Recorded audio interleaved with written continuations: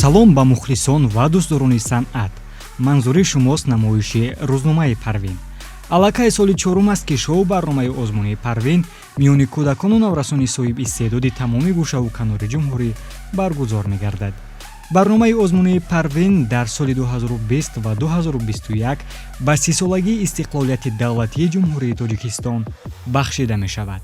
намоиши ҳаштуми даври дуюми шоу барномаи озмунии Парвин, яъне намоиши охирин дар даври дуюм, чун дигар намоишҳо бо баромади вокалистони Навраз оғоз меёбад.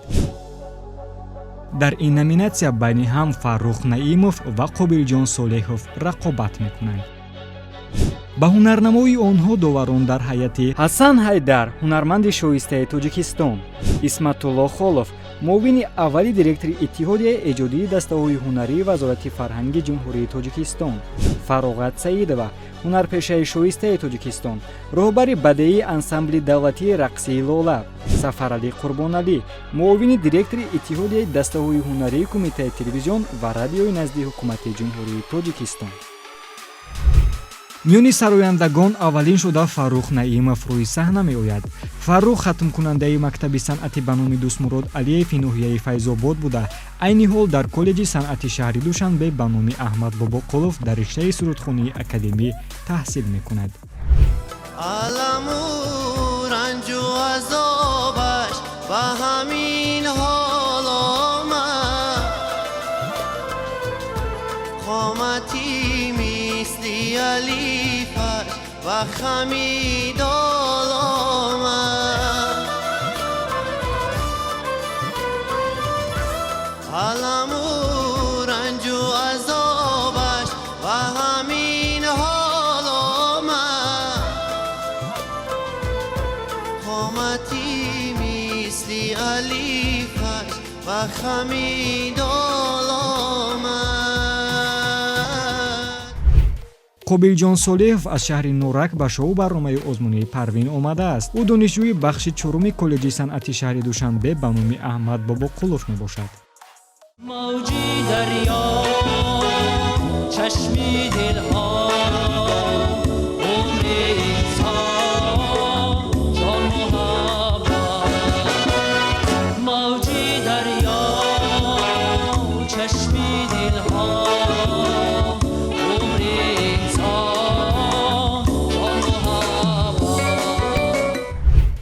ҳар дуи иштирокчӣ сурудҳои омодакардаи худро манзури доварон гардониданд. доварон хостанд ки садои онҳоро бе мусиқӣ бишнаванд ва онҳо бори дигар бе мусиқӣ суруд сароиданд.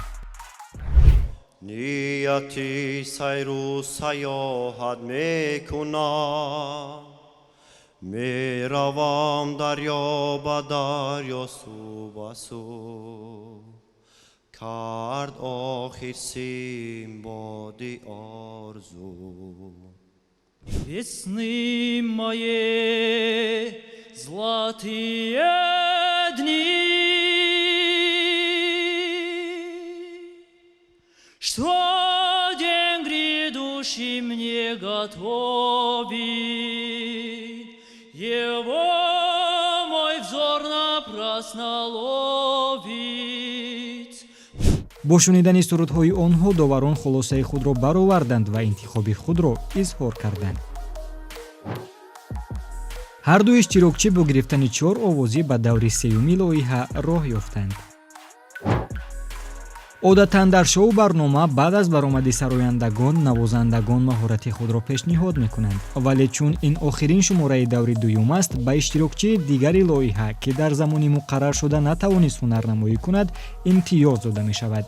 бо кадом сабабҳо Самандар ба шоу барнома наомада буд? аз худи вай пурсон мешавем. Самандар, шумо дар рӯзи муқаррар шуда ба шоу барномаи озмунии Парвин омада натавонистед. Шояд сабабашро мегӯед? ман дар шоу озмунии Парвин аз даври якум ба даври дуюм рухат ёфтам. ба сабаби беморам омада натавонистам. ҳоло ки сиҳат ҳастам, мехоҳам ки маҳорати худамро пешкаши доварон намоям. Самандар Ҳоҷиев имтиёз пайдо мекунад ки дар назди доварон ҳунарнамоӣ кунад ва ӯ суруди ватанро баҳри доварон пешниҳод мекунад. ای وطن پاره نوری خدا، ای فروغ و عشق و معنای وفا،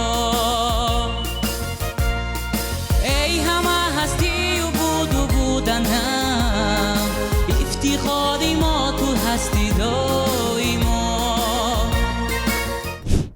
акнун ақидаи доваронро вобаста ба баромади самандар мешунавем. در خانش البته نبود، نمیگم کمبودی نبود، کمبودی بود، لیکن من بیشتر به همون گویم که یک آزاد حس کردن خود در صحنه فقط میتوانم گفته که ها. و در همون چهره خود این پسر بچه من میبینم که به فکرم اگر که در حقیقت هم از بالای کارهای ایجادی خود اگر کار کند دیده می شود که موفقیت ها به او یار خواهد شد. من هم میگم. самандар се овози доваронро соҳиб шуд ва имкон пайдо кард ки дар даври сеюми лоиҳа иштирок кунад. акнун навбати ҳунарнамоии навозандагон расид. дар барномаи имрӯзаи парвин дар жанри навозиш мусо авдиев ва абубакр отахонов ҳунарнамоӣ мекунанд. мусо авдиев 18 сола буда сокини шаҳри норак аст. ӯ дар мактаб интернати миёнаи махсуси санъати ҷумҳуриявӣ ба номи миратулло атоев таҳсил мекунад. маҳорати худро дар навозиши скрипка манзури доварон мегардонад.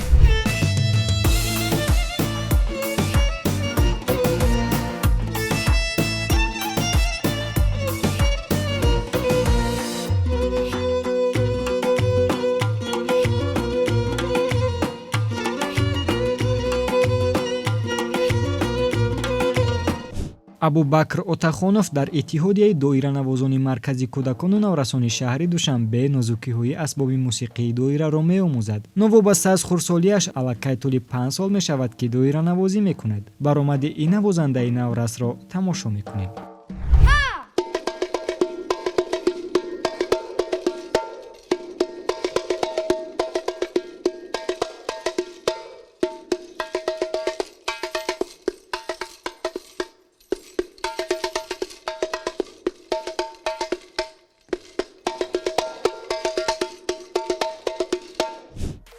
ҳар ду аллакай маҳорати худро манзури доварон гардониданд. доварон дуир ба ҳунарнамои онҳо чӣ мегуфта бошанд? мо инҷо гӯш кардем мана аъзои ҳакамон рости гап он навозишҳои шумо махсусан амин лапишҳои ангуштотон лапиш медонед лапиш вибратсия пальцев беҳтар ва хубтар ба роҳ монда шудагӣ буд.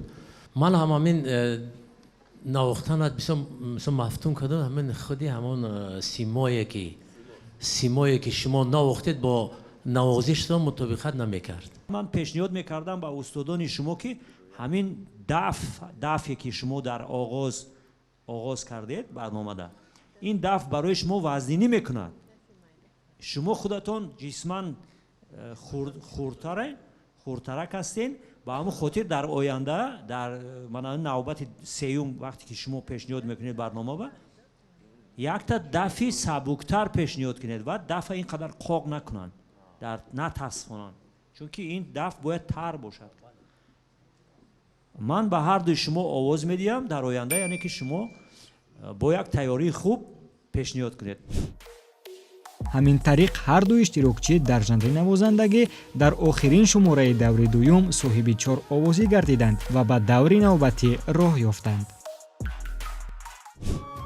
дар ин шумора дар жанри рақс дилноза хоҷаева танҳо баромад хоҳад кард. дилноза сокини шаҳри кӯло буда донишҷӯи бахши дуюми донишкадаи технология ва менеҷменти инноватсионии шаҳри кӯлоб мебошад, аммо новобаста аз ихтисосаш ба рақсидан шавқи зиёд дорад.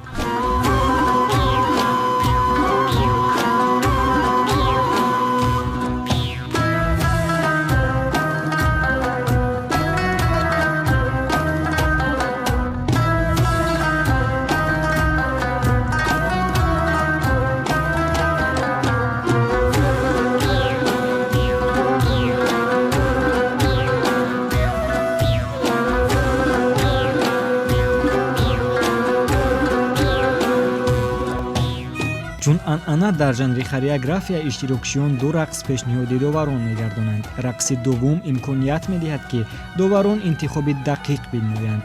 то омода гаштани дилноза ба рақси дуввум дар саҳнаи парвин ҳасан ҳайдар суруди дилнишини худро пешниҳод хоҳад кард. эй дил ту аз ин зиндагӣ ношукрӣ макун.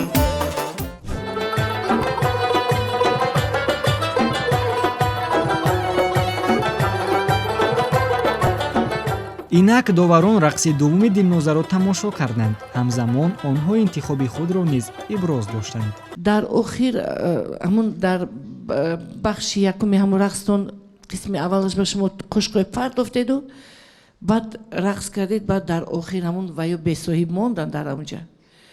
барои ҳамин духтарҷони ман ҳар вақте ки шумо бо ягон асбоб рақс мекунед шумо бояд онро донед ки кай гиред дар куҷо монед ва дар охир ва истифодабарии вай ва маъно бояд дошта бошад ки вайро баъд дар охир боз бояд дар дастатон гиреду охири рақсро бояд бо ҳамон асбобе ки дар дастатон буд вай бояд ҳамихел бо тамом кунед.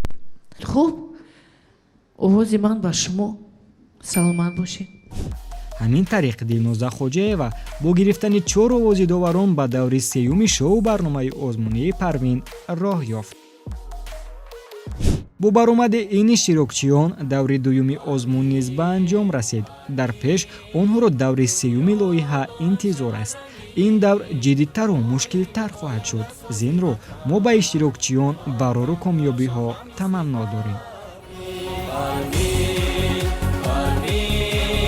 دنیا با هم شود رنگین